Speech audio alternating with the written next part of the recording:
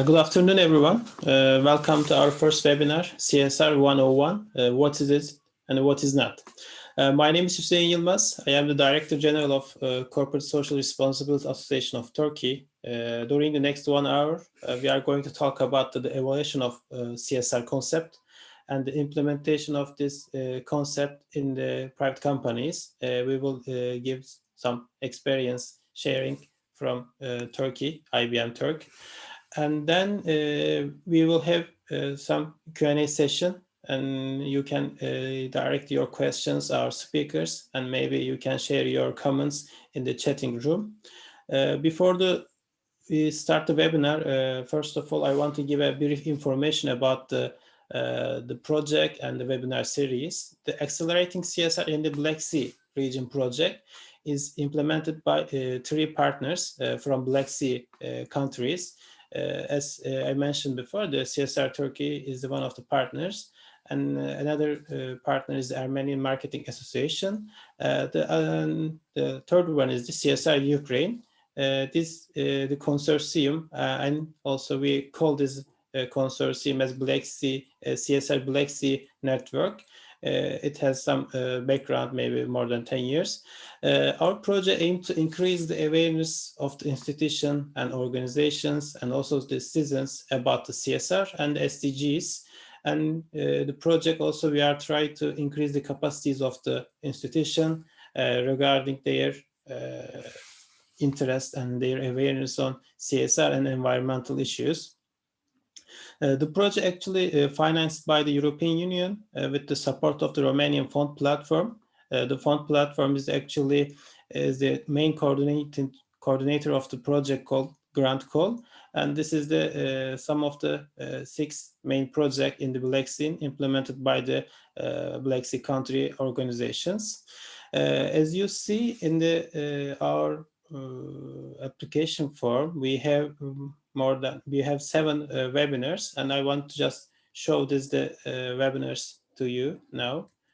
And our first webinar is this one, and now we will have 7 other webinars. 6 other webinars they are about and other environmental issues. Some of them is regarding specific topics in the partner countries. Some of them is some global issues. And now I want to just show them to you. The first webinar, CSR101, we will talk about the evolution of CSR and how it's changed in the years. The second one is the next week. We will have the supply chain and SMEs, how the SME level the CSR implemented and how it's affect the SMEs. And then we will have the gender equality webinar in the February. It will be hosted by our Ukrainian partner. And then we will host the corporate volunteering webinars and community investment, CSR and COVID. And then our last webinar is about the circular economy. And next 1 month, it will be really nice to have this valuable topics and the host with you. And then we will try to publish the best practices catalog, and it will include some best CSR best practices in the Black Sea region. And if you want to put some best practices from your countries or your institutions, please just contact with us, and it will be happy to some comments or some best practices from your side. And that's all for my side. And now I just want to give the floor we are our partner country, Armenia, to Ina. Thank you so much for the introduction. Good afternoon, dear participants. I am Ina from Armenian Marketing Association. As Hussein mentioned, we are one of the partner countries in this project. And today we will start our first webinar from 7 webinars. And as you know, we have 6 more webinars, and I will be happy to see you in other webinars too. So feel free to register again and share the link with your colleagues and friends so they will have an opportunity to participate too. And I hope you will enjoy the webinar. So I think we can start. So I want to give the floor to our today's speaker. Thank you. Yes, thank you. Now our first topic is CSR 101. What is it and what is not? Now today we will have two distinguished speakers from Turkey, Mr. Serdar Dinler, the chair of CSR Turkey, and Mr. Ceyhun Gecenoğlu. He is the CSR manager of the IBM Turk. Now the floor is yours, Mr. Dinler. Okay, thank you. May I share the screen? Yeah, of course. Okay.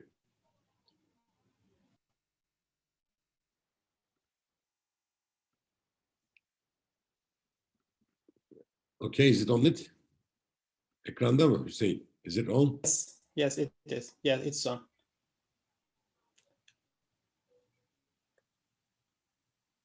Okay.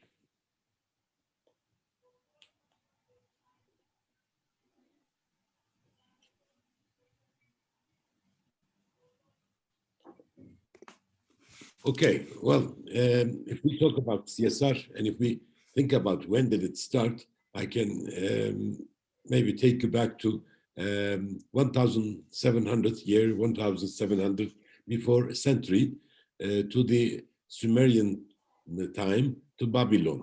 In the Babylon, when the Hammurabi laws were established, which are the first actually the laws around the world, it has an article says that a free businessman should follow the ethic rules of or ethic rules and responsibilities of the business. So we can see that since Sumerian time and first time on the articles of the Hammurabi laws. Of course, we come to Aristo. Aristo, before century, the year 4, he prepared the ethic works, and we do see lots of important points about CSR in Aristo's ethic work. Of course, in the 3 holy books, there are also lots of items who are directly related with CSR. And after century, the 16th century, year 1600, the poet Bartholomeus, who was the devil of Mediterranean Sea at that time, was, attacking to other ships and small cities and towns who are on the Mediterranean, and was killing lots of people. And he was, very much dangerous man in Mediterranean in the 1600s. But he had the first code of conduct, where it writes, where it identifies the crew's rights and responsibilities of the crews, and how democratic that they have, democratic values they have in the ship, although they are pirates and dangerous people for the time that they were lived. Yes, I would like to continue with the change. I like this part. I always tell about this. The world is changing rapidly, and no one has any luxury to be behind of this change process. We really have to adapt ourselves, and we really have to integrate ourselves to the new world every time. And how was the change has happened in the history if we look? I can start with 1760, the Industrial Revolution. It really gave a big change to human being, because at that time, when people were all farmers and just surviving with the foods that they have produced, and with the Industrial Revolution, they left their farms and they started working in the industry. And all family was working. The husband and the wife and the children.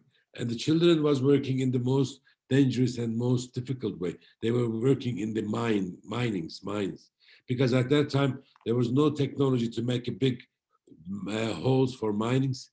So only children can manage to go in those narrow, small mines. So that's why they were using children's. So what happened? How did it change the people's, attitude? With the Industrial Revolution, with new labor issue, then we created a new class, actually. The labor class has created, plus to follow the rights of labor class, which we can see on this photo, where there was unions are started establishing, associations are started and establishing, and the labor rights started getting more important. And railways are also important. 1829, railways, the first maybe train was only going 20 kilometers per hour, but it still give a big opportunity for people to go from one place to the other, and it gave also opportunity to bring lots of raw material for their production in the industry, and also to export to the product that they did. So it also created traveling, mobility, and some cities on the railway road became a very popular touristic cities at that time. Steel and electric, it also affected human life very much. Electric and steel, the products that we did was very important. The machines we started doing for the industry with the steel and with the electric power. Petrochemicals and petroleum, 1908, it also affected human life very much and changed human life. And then 1970s, when we come to today's world, this information date is started coming in our lives.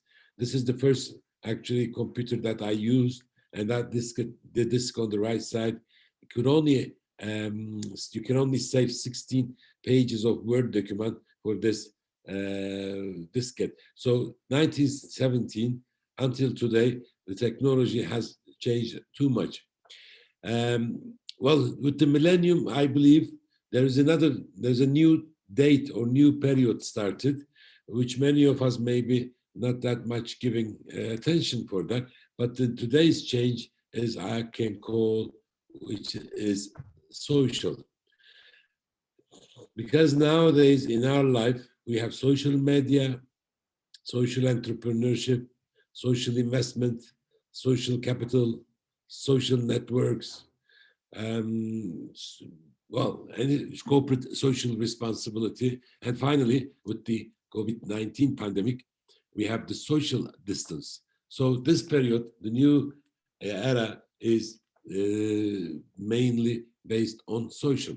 So if we accept this change, social, then of course we have to consider what change can happen in the business world, which is also social responsibility.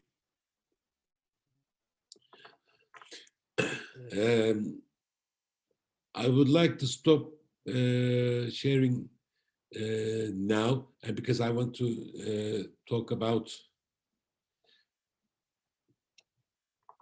Okay. Well, within the business world, give me a minute. Okay, 1 second. Within the world of business, the main responsibility for the companies, well, in the past, historically, being to make money and increase their shareholder value. Actually, currently, today's CSR is stakeholder value, not the shareholder value. But when it started first, it was called as shareholder value. In other words, corporate financial responsibility was the bottom line and driving source for CSR. However, in the last decade, CSR started changing itself, and the definition defining broader corporate responsibility is for the environment, for the local communities, for working conditions, and for ethical practices. This new driving source is known as corporate social responsibility. CSR is oftentimes also described as corporate triple bottom line, which is the corporation's financial, social, and environmental performance in conducting its business. If we ask the question, what is CSR?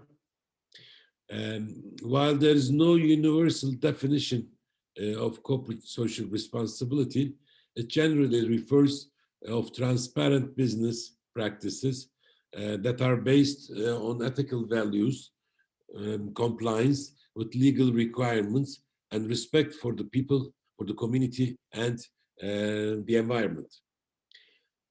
So beyond making profits, companies are responsible for their impact on people and planet. When we say people, people consist with the company's stakeholders, not shareholders. Its employees, its customers, the business partners, investors, suppliers, and vendors, the government, and the community. Increasingly, stockholders expect that companies should be more environmentally and socially responsible in conducting their business. In the business community, CSR is alternatively referred to as some countries corporate citizenship, which essentially means that a company should be a good neighbor within its host community where they are operating. If we ask a question, why do companies decide to get involved in CSR and how do they benefit? Well, today, more and more companies are realizing that in order to stay productive, competitive, and relevant in rapidly changing business world, they have to become socially responsible. In the last decade, the globalization has very much blurred the national borders, and technology has accelerated the time and masked the distance, closed the distance. Because of globalization, there is also a very big competition on skilled employment. The competition is not only making profit, but also on the skilled employees, there will be a competition. Investors, there's a big competition to grab attention of investors. And of course, consumers' loyalty is important with this globalization period. How a company relates with its workers, its host community, and the marketplace can contribute to sustainability of its business success. Within the world of academy and business, some management and economists widely share the assumption that business firms should focus on profit only, while it is the task of the state system to provide public good. So they were saying that business should only do work on profit making. They should not do things which is public goods, which is the responsibility of the state, the government. Within this view of business firms are convinced of as economic actors, the business world, and governments and their state agencies are considered the only political actor for public goods. But under the conditions of globalization, the strike division of labor between private sector and nation state governance does not hold anymore.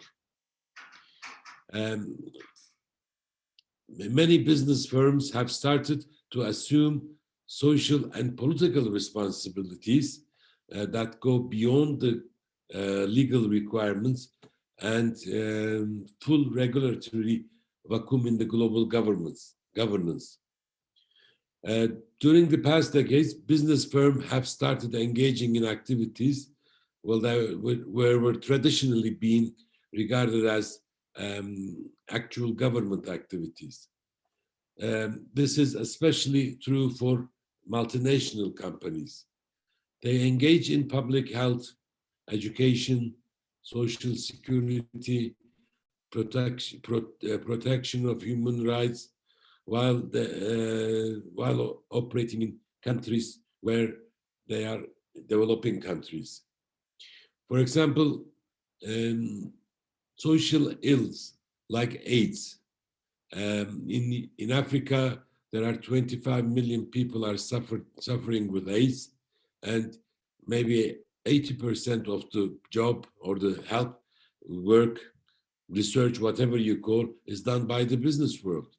Business also is very much interested in homelessness,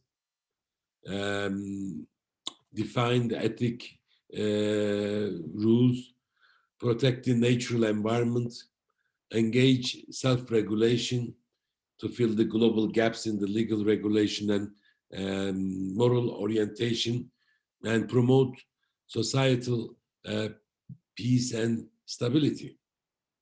As we all know, since year 2000, more than 5,000 business firms have subscribed to the United Nations Global Compact call to engage in self-regulation in order to fill the regulatory vacuum that has emerged as a result of the process of globalization.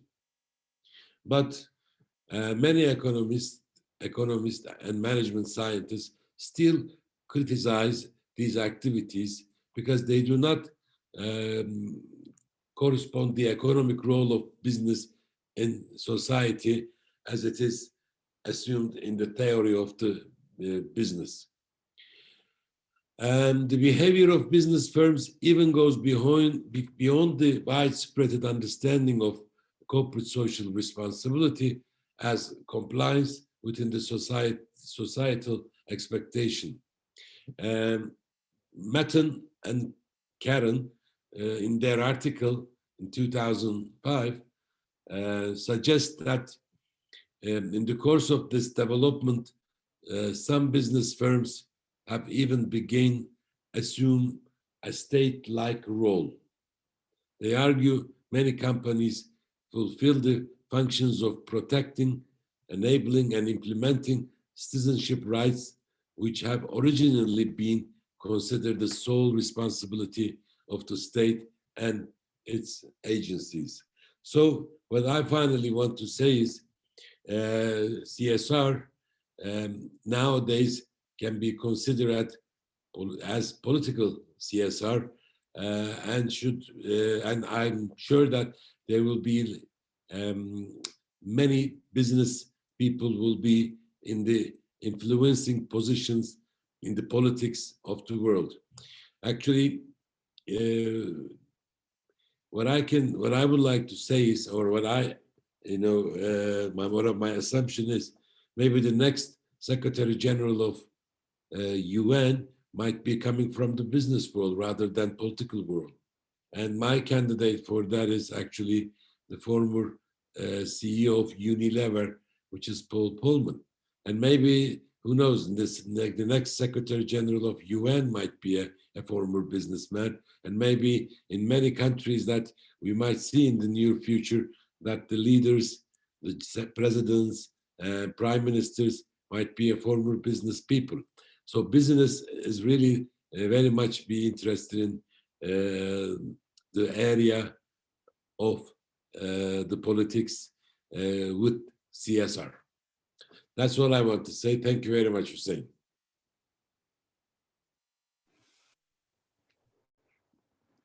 Thank you, Mr. Serdar Dinler, for your contribution and this valuable presentation and speech. And now I want to just give the floor to Mr. Göcenoğlu from IBM Turk. He is the CSR manager of the IBM Turk, and now we want to give some best practices or some CSR in the practice, how the private companies now IBM Turk using this concept, the CSR concept in Turkey and in global, of course, not just domestic level. Yes, it's floor is yours, Mr. Gajanoğlu.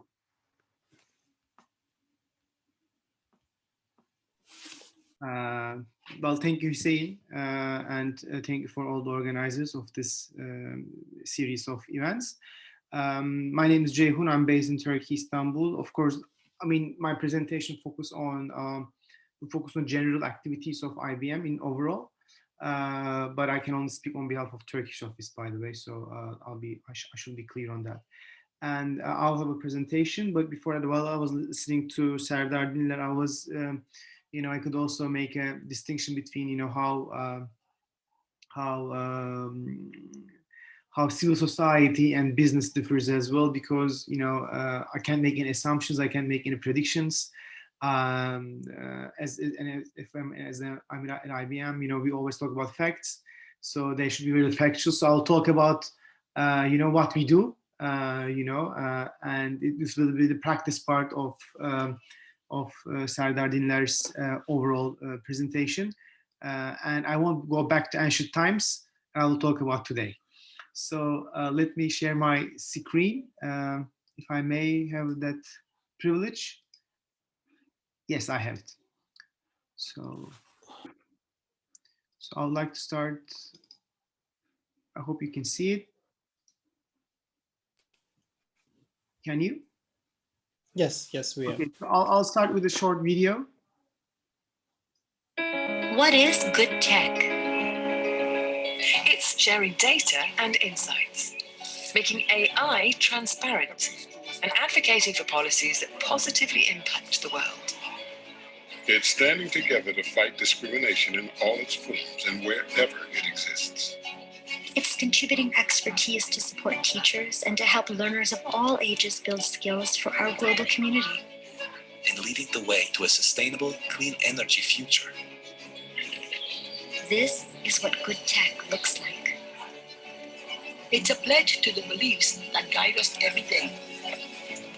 These beliefs enable our customers, employees, suppliers, shareholders, and communities to be global leaders in putting smart to work for good.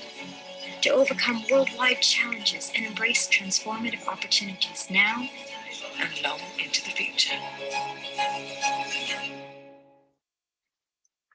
So in this short video, actually, we wanted to showcase our key messages, but now I will have a chance to have a deep dive on these, practices in more depth.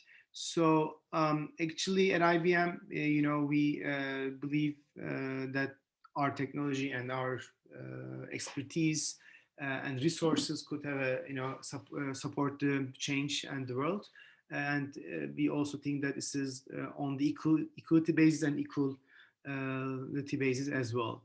And to adapt our practice, actually, what we use as a major strategy is that we focus on three main areas, and this is about how we do this impact. Of course, one of them is the user centricity.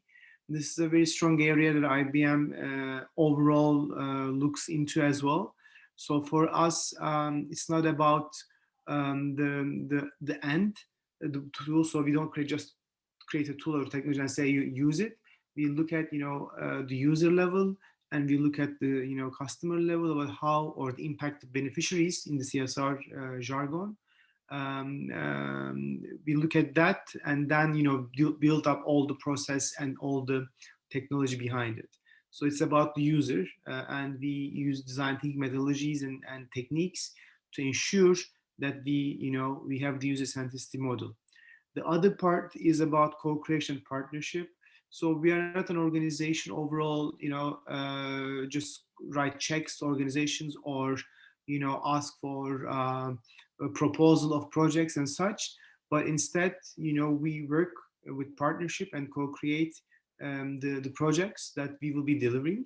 So in all of the projects that I will be mentioning in a couple of minutes, you will see this perspective.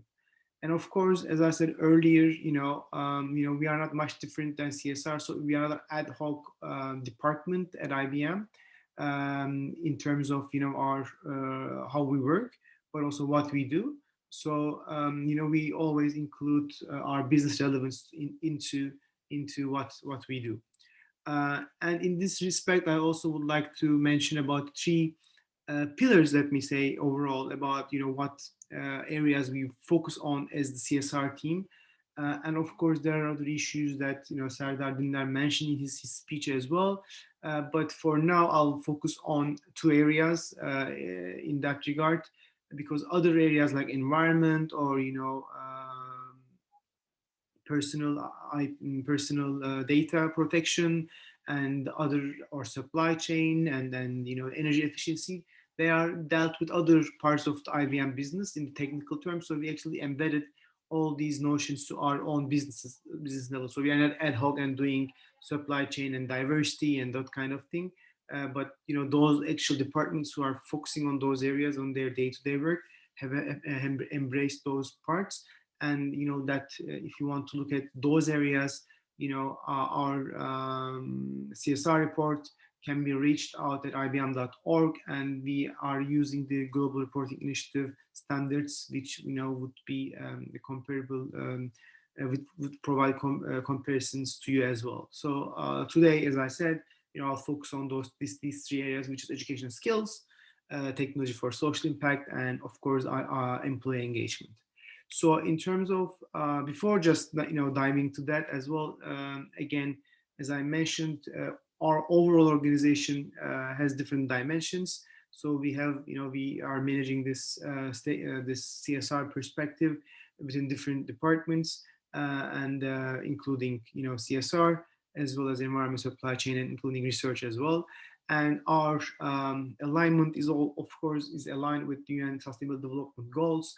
As Serdar mentioned about the UN Global Compact, this is also, of course, another framework. In all of our different areas of work, we are aligned and supportive of the UN's Sustainable Development Goals.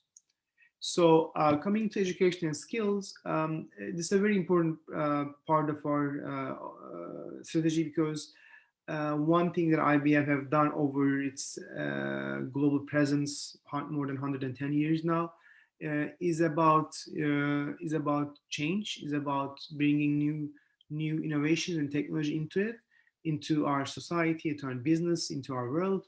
And now today we are talking about hybrid cloud and AI. We are talking about quantum technologies. These all came with only one thing.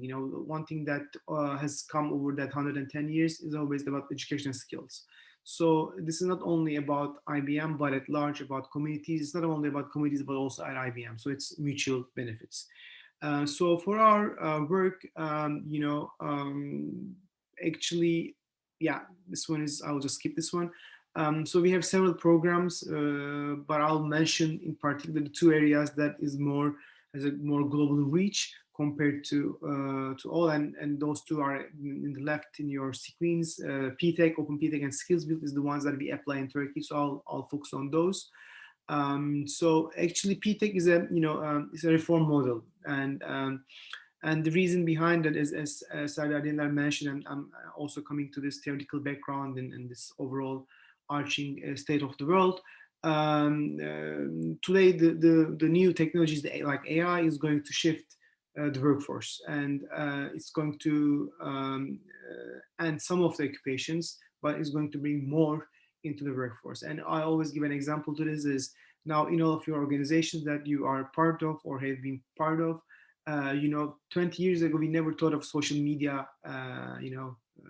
analysts, experts, directors and such, but today that's the reality of our world. So more will come. I cannot really tell about what's going to be the actual occupation names and such, but what we can talk about is about the skills that you require and sustain. So it's about understanding of AI, artificial intelligence, understanding about how class systems work, thinking of analytics and thinking of data science, putting user centricity, being more agile. These are new skills that will, have to be working towards.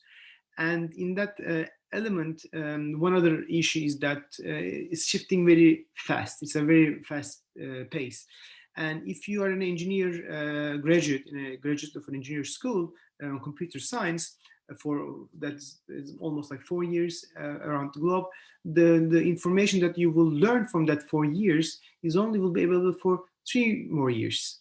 And then after the 4th year that you finish your school, you will have to learn new skills, because that's how technology is moving nowadays. So this brings up 2 issues. One, unemployability for people because their skills is not matched with the industrial level, or B, that the business, and the business requires talented people. So there's a big skills gap across the globe. It's not only in the US, not only in Turkey, it's not only in Korea, but all over the globe, in all the markets. So what we propose is, and especially this is a requirement for entry jobs. So it's not like, of course, if you will be a professor, or if you're going to be a maybe like a cloud architect, of course you would really need to build that up. But for like entry-level jobs, you would not need a university degree, but to a good high school and plus 2 years. In Turkey, it's called meslek yüksekokulu, but in several countries, like in the US, there's the community colleges. And if you are a graduate from there, you can be eligible for an entry job. So PTech model is like a 6-year model that we integrate 4-year high school and 2-year university or higher degree education. Combined with internships, mentoring, and so many extracurricular activities to fulfill students' skills to apply for them entry jobs, and this has been quite a success for us. But in some countries we cannot unfortunately run the PTech model, but we have some content available. So with Open PTech, what we have done is that we have created a platform called Open PTech that all of you can sign in as we talk, using your Gmail account or LinkedIn account or Facebook account, and be able to access free of charge training and education, and not only IBM but IBM's ecosystem as well on a hybrid cloud model, and start learning about the professional and technical skills of today and the future. So that's one area. But this platform is more about for ages between 14 and 20, by the way. And what about the rest? That rest can go to skillsbuild.org, where we have also content available, technical and professional skills within IBM and IBM partners. That also, as Open PTech provides badges, digital badges that you could show among your peers, and also use it for when you apply for jobs. So I already mentioned about this PTech model here. This is a 6 years program that includes several components as well. In the Black Sea, for now, I don't assume we have any PTech school, but the Open PTech model is open to all. So all of you could be able to access this information, and this is also available in Turkish as well. The basic components like AI, blockchain, and cybersecurity, and we will continue to provide the Turkish language in the coming days to come. And of course, looking at the impact that we see, you see the numbers here, and it's been updated regularly. So this is the end of 2020 and not the last month of January. And coming to the next one, and skills build, of course, this is also quite expanded. So we have around 12,000 users in 10 countries. But again, this is expanding. So the platform is also open nowadays. And in Turkey, we partnered in this project with Entrepreneurship Foundation and Yeniden Biz. And we have around 1,000 learners in Turkey who has completed and we have issued 100 badges across the country for our users. Coming to this social impact, and this is the second pillar, I must say, is about technology for social impact. And in this area, what do we mean is actually we are bringing our technology and expertise, our people's expertise into key areas. And just to name some of them, one of them is about human trafficking. So we have with our IBM research team in Dublin and partnering with human trafficking organizations against human trafficking. We are trying to provide and facilitate information and data to understand how this system is working and what in the years to come, how to reduce this negative effort. The other area, which I'll come more depth because I have also additional responsibility, not for Turkey, but this Allied Against Cancer. This is a partnership that we have with American Cancer Society, Clinton Access Health Initiative, and National NCCN. This is these three organizations supported by African Cancer Coalition. We are trying to eliminate cancer treatment disparities in sub-Saharan Africa, which I'll come to it. And we have a different program called for Code, World Community Grid. So let me dive into this work. So again, this is something that all the participants in this call could join in it at World Community Grid. This is I've been with IBM for over 8 years, but I never was excelled in describing this particular project. But in this particular project, what we do is that this is kind of a citizen science project. It's a kind of if you join this platform, what happens is that you download an application to your computer. So when your computer doesn't work, but connected to the internet, what it does is it gets to the research. It helps researchers. It makes data analysis in your computer with the inputs that you receive from a university or a research organization. Make that data analysis on your computer and sends back to a larger computer, which helps research to be done in a more quicker way, more faster way, because you are donating your computer's time to it. And currently, researchers are actually looking at different potential treatments for COVID-19 or better ways to detect and treat cancer and such. So it is an interesting platform which you can just sign in and follow through. So that's worldcommunitygrid.com. The other work that we are doing is called for Code. This is a kind of a competition that we run every year globally for the past 3 years. In the first 2 years, the first idea was actually looking at how the developers could utilize their expertise and knowledge into disaster zones. This year, we look at every year the theme is changing, and we actually planned in 2020 earlier and launched in 2019. December, we were planning to do something about climate change, but of course, COVID-19 hit, so we also put this perspective into the area. So here, this is a competition that the winner gets. The winning team receives $200,000, as well as we create a platform for them to execute what they do. So in this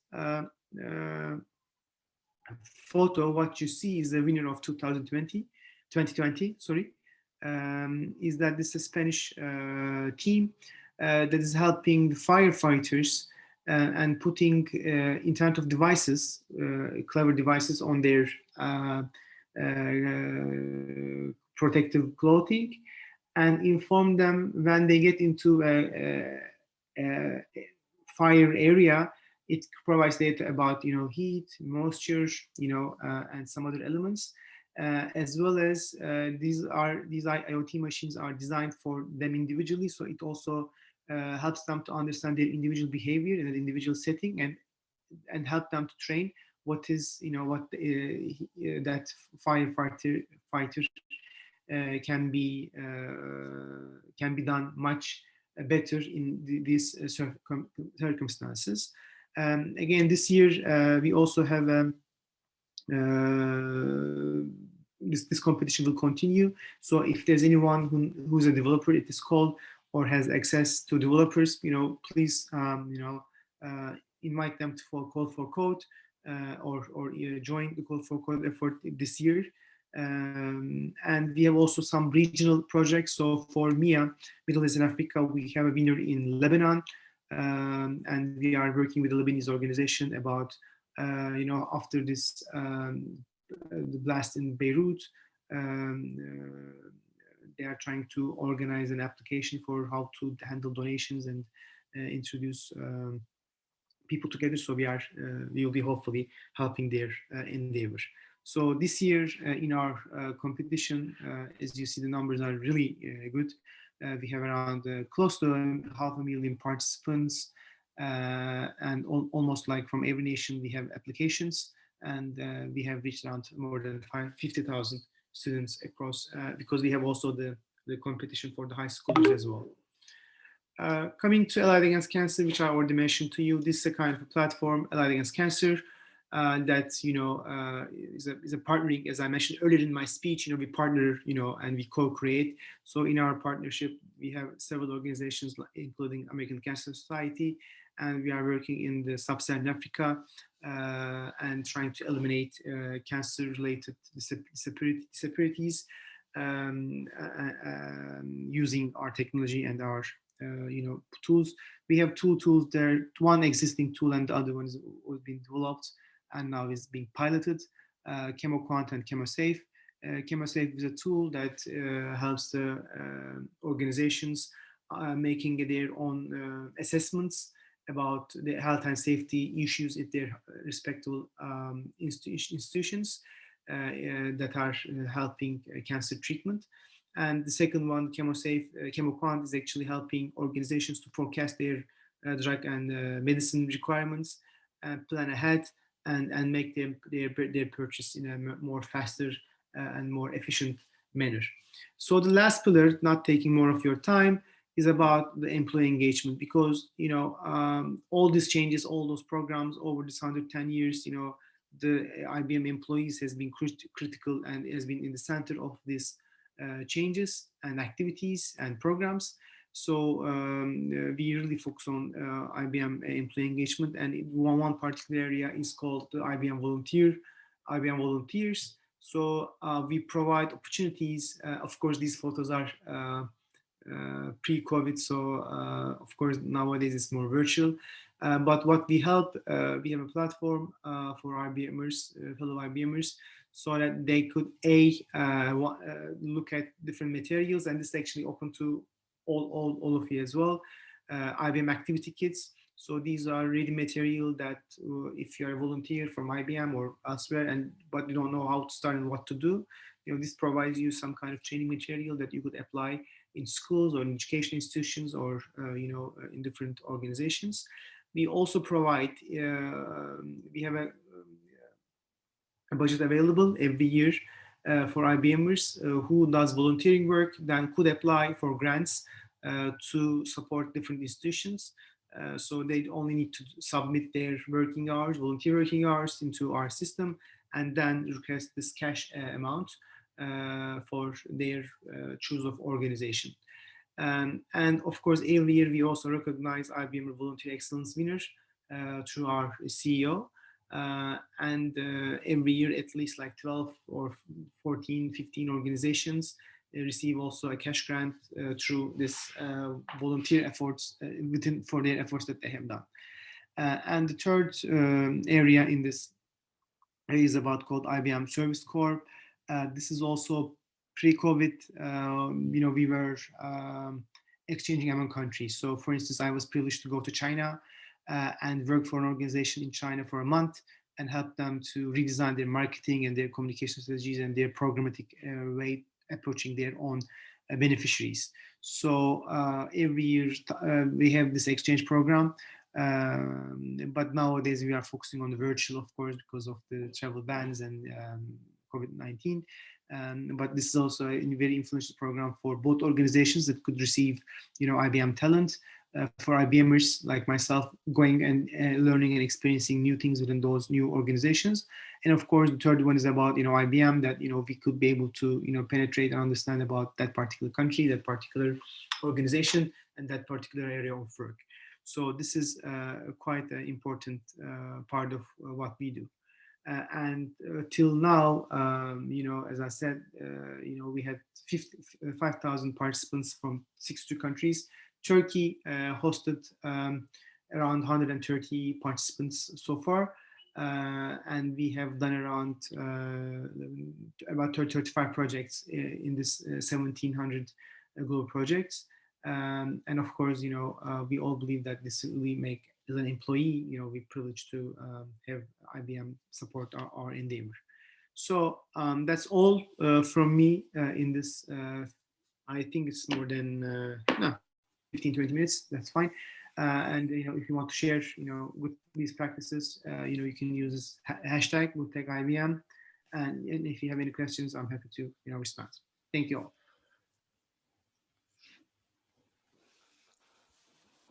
Thank you, Ceyhun Bey, for your presentation and contribution for our project and the webinar series.